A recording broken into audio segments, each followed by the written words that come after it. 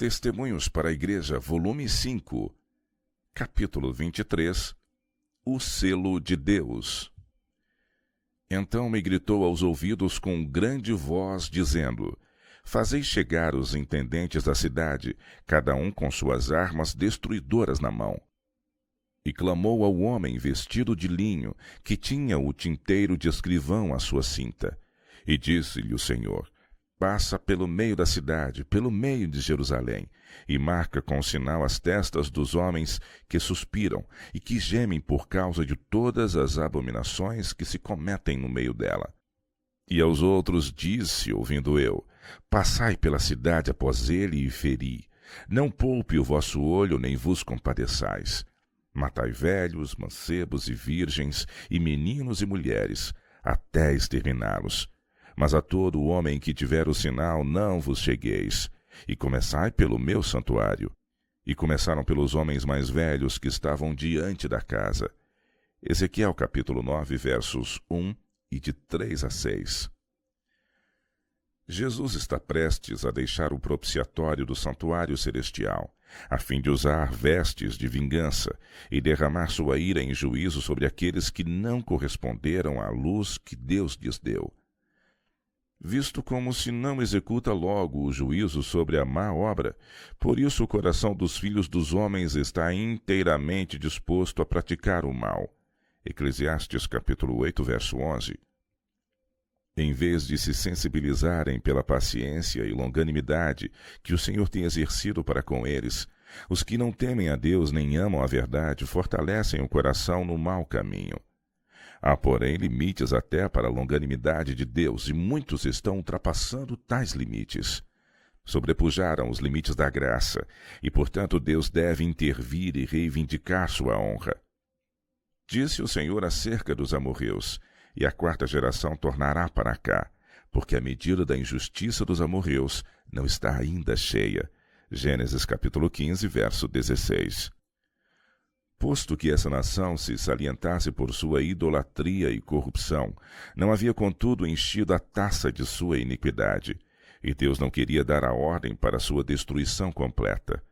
O povo deveria ver o poder divino manifestado de maneira destacada, para que ficasse sem desculpa. O compassivo Criador desejava suportar-lhes a iniquidade até a quarta geração. Então, se não se visse mudança para melhor, seus juízos cairiam sobre eles. Com infalível precisão, o Ser Infinito ainda mantém, por assim dizer, uma conta com todas as nações. Enquanto sua misericórdia se oferece com convites ao arrependimento, essa conta permanecerá aberta. Quando, porém, os algarismos atingem um certo total que Deus fixou, começa o ministério de sua ira. Encerra-se a conta. Cessa a paciência divina. Não mais há intercessão de misericórdia. O profeta, olhando através dos séculos, teve uma revelação a respeito desse tempo. As nações da atualidade têm recebido misericórdias inéditas. As mais escolhidas bênçãos de Deus lhes foram concedidas, mas ao seu débito se acham registrados crescente orgulho, cobiça, idolatria, menosprezo de Deus e vil ingratidão. Estão a passos rápidos encerrando sua conta com Deus. Mas o que me faz tremer é o fato de que aqueles que têm recebido maior luz e privilégios tornaram-se contaminados pela iniquidade que prevalece. Influenciados pelos injustos que os cercam, muitos dos que professam a verdade se tornaram frios e são levados ao sabor das fortes correntes do mal. O geral escárnio lançado contra a verdadeira piedade e santidade leva os que não se acham intimamente ligados a Deus a perder a reverência por sua lei. Se seguissem a luz e de coração obedecessem à verdade, essa santa lei lhes pareceria até mais preciosa, quanto mais é desprezada e rejeitada. Ao tornar-se mais claro o desrespeito à lei de Deus, torna-se mais distinta a linha de demarcação entre seus observadores e o mundo. O amor aos preceitos divinos aumenta da parte de algumas pessoas, ao mesmo tempo que aumenta o desprezo por parte de outras pessoas. A crise está se aproximando rapidamente.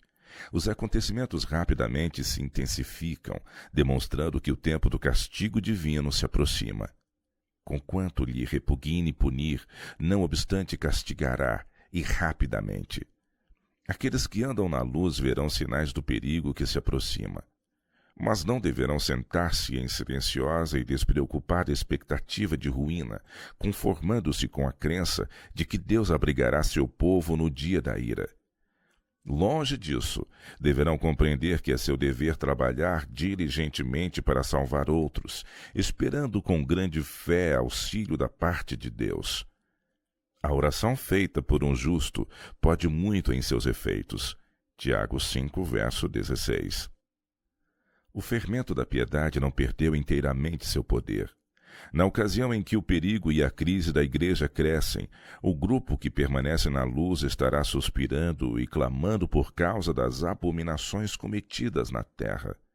Mais especialmente, porém, suas orações subirão em favor da igreja, porque seus membros estão agindo segundo a maneira do mundo. As fervorosas orações desses poucos fiéis não serão em vão. Quando vier o Senhor para exercer vingança, virá também como protetor de todos os que conservaram pureza de fé e se guardaram incontaminados do mundo. É nessa ocasião que Deus prometeu vingar seus escolhidos, que a Ele clamam de dia e de noite, embora Ele se demore em defendê-los. A ordem passa pelo meio da cidade, pelo meio de Jerusalém, e marca com sinal as testas dos homens que suspiram e que gemem por causa de todas as abominações que se cometem no meio dela. Ezequiel 9, verso 4. Esses que suspiram e gemem haviam estado a pregar as palavras da vida, haviam reprovado, aconselhado e suplicado. Alguns dos que estavam desonrando a Deus arrependeram-se e humilharam o coração diante dele. Mas a glória do Senhor apartara-se de Israel. Se bem que muitos ainda mantivessem os aspectos formais da religião, faltava seu poder e sua presença.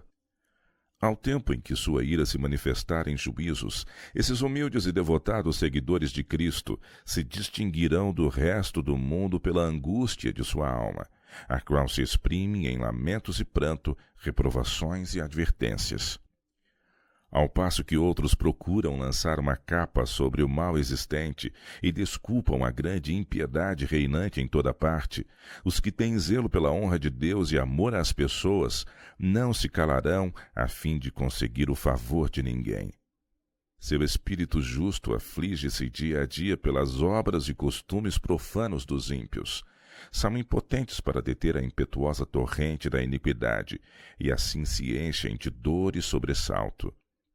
Lamentam diante de Deus o verem a religião desprezada nos próprios lares daqueles que receberam grande luz. Lamentam-se e afligem o espírito porque se encontram na igreja orgulho, avareza, egoísmo e engano quase de toda espécie. O Espírito de Deus que impulsiona a aceitar a reprovação é espezinhado, ao passo que os servos de Satanás triunfam. Deus é desonrado, a verdade tornada de nenhum efeito. A classe que não se entristece por seu próprio declínio espiritual, nem chora sobre os pecados dos outros, será deixada sem o selo de Deus. O Senhor comissiona seus mensageiros, os homens que têm armas destruidoras nas mãos. Passai pela cidade após ele, e feri. Não poupe o vosso olho, nem vos compadeçais. Matai velhos, jovens e virgens, e meninos e mulheres, até exterminá-los. Mas a todo homem que tiver o sinal não vos chegueis. E começai pelo meu santuário. E começaram pelos homens mais velhos que estavam diante da casa. Ezequiel 9, versos 5 e 6. Vemos aí que a igreja, o santuário do Senhor, foi a primeira a sentir o golpe da ira de Deus. Os anciãos, aqueles a quem Deus dera grande luz e que haviam ocupado o lugar de depositários dos interesses espirituais do povo, haviam traído o seu depósito. Colocaram-se no ponto de vista de que não precisamos esperar milagres e as assinaladas manifestações do poder de Deus, como nos dias da antiguidade. Os tempos mudaram. Estas palavras fortaleceram-lhes a incredulidade e dizem: o Senhor não fará bem nem mal. É demasiado misericordioso para visitar seu povo em juízos. Assim, paz e segurança é o grito de pessoas que nunca mais erguerão a voz como trombeta para mostrar ao povo de Deus suas transgressões e à casa de Jacó os seus pecados. Esses cães mudos que não querem ladrar são aqueles que sentirão a justa vingança de um Deus ofendido. Adultos, jovens e crianças, todos perecerão juntos. As abominações pelas quais os fiéis suspiravam e gemiam era tudo quanto podia ser discernido por olhos finitos. Mas os pecados incomparavelmente piores, os que provocavam o zelo de um Deus puro e santo, achavam-se encobertos. O grande esquadrinhador dos corações sabe de todo o pecado cometido secretamente pelos obreiros da iniquidade.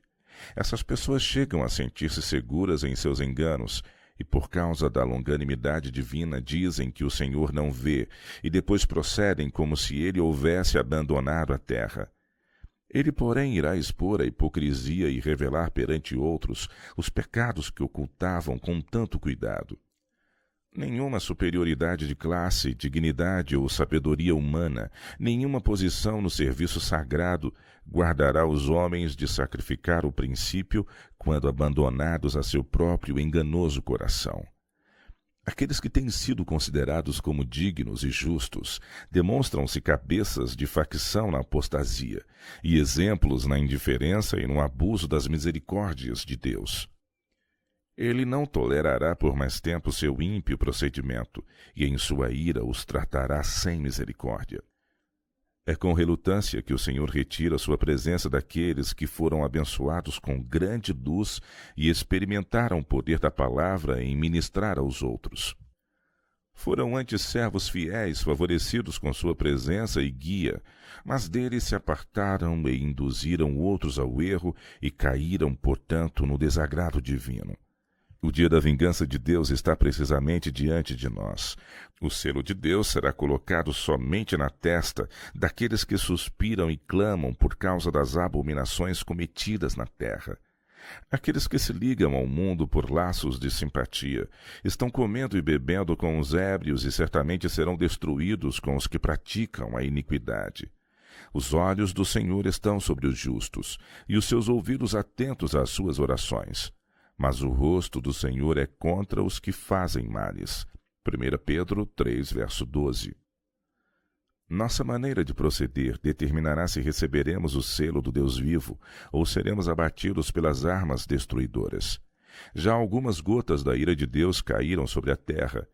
Quando, porém, as 7 últimas pragas forem derramadas em mistura no cálice de sua indignação, então para sempre será demasiado tarde para o arrependimento e procura de um abrigo. Nenhum sangue expiatório lavará então as manchas do pecado. E naquele tempo se levantará Miguel, o grande príncipe, que se levanta pelos filhos de teu povo, e haverá um tempo de angústia qual nunca houve desde que houve nação até aquele tempo.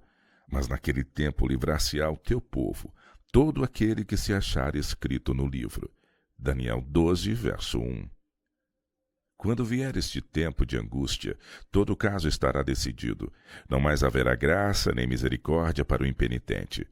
O selo do Deus vivo estará sobre o seu povo. Esses poucos remanescentes incapazes de se defenderem num conflito mortal com os poderes da terra, arregimentados pelas forças do dragão, fazem de Deus a sua defesa. Pela mais elevada autoridade terrestre, foi feito o decreto para que, sob pena de perseguição e morte, adorem a besta e recebam seu sinal. Queira Deus auxiliar seu povo agora, pois sem sua assistência, que poderão eles fazer naquele tempo em tão terrível conflito? Ânimo e fortaleza, fé e implícita confiança no poder de Deus para salvar não nos vêm num instante. Essas graças celestiais são adquiridas pela experiência dos anos. Por uma vida de santo esforço e firme apego à retidão, os filhos de Deus estiveram selando o seu destino.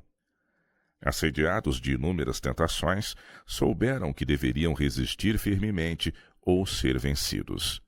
Compreenderam que tinham uma grande obra para fazer e em qualquer momento poderiam ser chamados a depor sua armadura, e se chegassem ao final de sua vida com seu trabalho inacabado, isso significaria perda eterna. Aceitaram avidamente a luz do céu como fizeram os primeiros discípulos dos lábios de Jesus.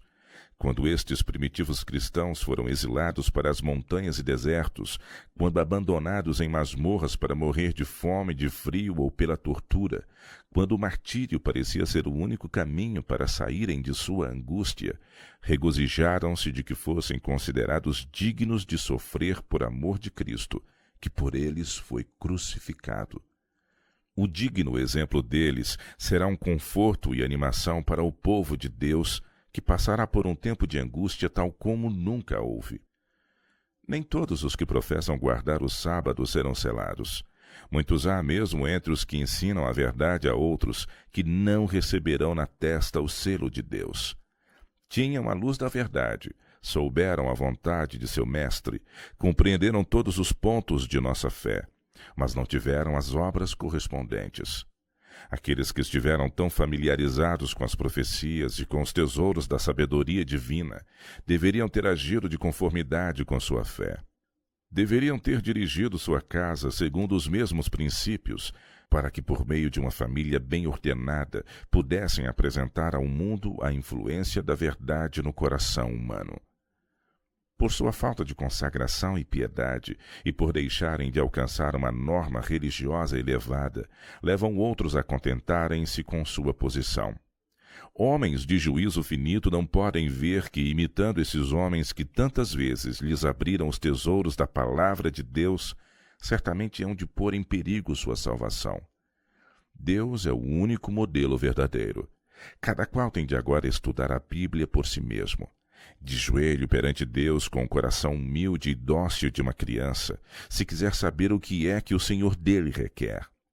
Por muito alto que qualquer pastor tenha estado no favor de Deus, se negligenciar seguir a luz que lhe é dada por Deus, se recusar a ser ensinado como uma criancinha, entrará em trevas e enganos satânicos e levará outros para o mesmo caminho. Nenhum de nós jamais receberá o selo de Deus enquanto o caráter tiver uma nódoa ou mácula sequer. Cumpre-nos remediar os defeitos de caráter, purificar de toda a contaminação o templo da alma. Então a chuva serôdia cairá sobre nós, como caiu a temporã sobre os discípulos no dia de Pentecostes. Satisfazemo-nos muito facilmente com nossas realizações. Sentimos-nos ricos e acrescidos de bens e não sabemos que somos desgraçados, miseráveis, pobres, cegos e nus. Apocalipse 3, verso 17. Hoje é o tempo para atender-se à admoestação da testemunha verdadeira. Aconselho-te que de mim compres ouro provado no fogo, para que te enriqueças, e vestidos brancos para que te vistas, e não apareça a vergonha da tua nudez, e que unjas os teus olhos com colírio para que vejas. Apocalipse 3, verso 18. Devemos, nesta vida, enfrentar terríveis provas e fazer grandes sacrifícios, mas a paz de Cristo é a recompensa. Tem havido tão pouca abnegação, tão pouco sofrimento por amor a Cristo, que a cruz é quase inteiramente esquecida. Devemos ser co-participantes de Cristo em seus sofrimentos, se quisermos sentar-nos em triunfo com Ele em seu trono. Enquanto preferirmos o caminho fácil da condescendência própria e nos amedrontarmos com a abnegação, nunca se afirmará a nossa fé, e não poderemos conhecer a paz de Jesus nem a alegria que provém do sentimento da vitória. Os mais exaltados daquela multidão de resgatados, que estão em pé diante do trono de Deus e do Cordeiro, vestidos de branco, conhecem a luta necessária para vencer, pois vieram de grande tribulação. Aqueles que se renderam às circunstâncias em vez de empenhar-se neste conflito, não saberão como ficar em pé naquele dia em que haverá angústia em toda a alma, e ainda que Noé, Jó e Daniel estivessem na terra, não poderiam salvar nem filho nem filha, pois cada um deve livrar sua alma por sua própria justiça. Ninguém necessita dizer que não há esperança para o seu caso, e que não pode viver a vida de cristão. Mediante a morte de Cristo, amplas providências foram tomadas em favor de cada pessoa. Jesus é o nosso auxílio sempre presente em tempo de necessidade. Tão somente o invoque com fé, e ele prometeu ouvir e atender suas petições. Sim, fé viva e eficaz. Dela necessitamos, devemos possuí-la, ou desfaleceremos e fracassaremos no dia da prova. As trevas que hão de cair em nosso caminho não deverão desanimar-nos nem levar-nos ao desespero. É o véu com que Deus cobre sua glória, ao vir ele comunicar suas ricas bênçãos. Deveríamos saber isso por nossa experiência passada. No dia em que Deus tiver uma contenda com o seu povo, essa experiência será uma fonte de conforto e esperança. É agora que devemos conservar-nos e a nossos filhos incontaminados do mundo. É agora que devemos lavar as vestes de nosso caráter, tornando-as alvas no sangue do Cordeiro. Agora é que devemos vencer o orgulho, as paixões e a indolência espiritual. Agora é que devemos despertar e fazer decididos esforços para dar simetria ao nosso caráter. Hoje, se ouvirdes a sua voz, não endureçais o vosso coração. Hebreus 4, verso 7. Encontramo-nos em situação muitíssimo difícil, esperando e aguardando o aparecimento de nosso Senhor. O mundo está em trevas. Mas vós, irmãos, diz Paulo, já não estáis em trevas, para que aquele dia vos surpreenda como um ladrão. 1 Tessalonicenses, capítulo 5, verso 4. Sempre foi propósito de Deus tirar das trevas luz, da tristeza alegria, do cansaço descanso, para serem fruídos pela alma expectante, anelante. Que estão fazendo, irmãos, na grande obra de preparação? Os que se estão unindo com o mundo estão se amoldando ao modelo mundano e preparando-se para o sinal da besta. Os que desconfiam do eu, que se humilham diante de Deus e purificam a alma pela obediência à verdade, estão recebendo o molde divino e preparando-se para receber na fronte o selo de Deus.